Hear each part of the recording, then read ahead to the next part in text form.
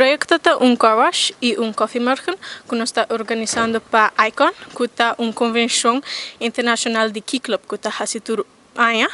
Y básicamente el fundraiser aquí está para nos baha e gastonan de nos member by ICON mes. Pasora está na Merca, dus está un tiki caro para nos bainar.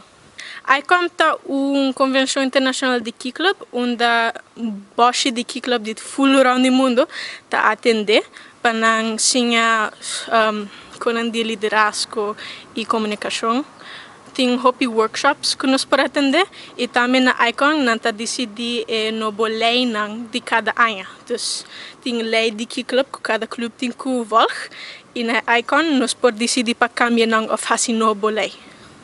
Existe para hopi tempo acaba e projeto que nós está haci hopi viaja ta maneira beach cleanup of nós está haci bake sale por mês hopi de nós está haci na escola mês maneira nos yearly candy canes project onde nós está vende candy canes e outro coisa dushi que gente por duna para amigo na escola e coisa assim.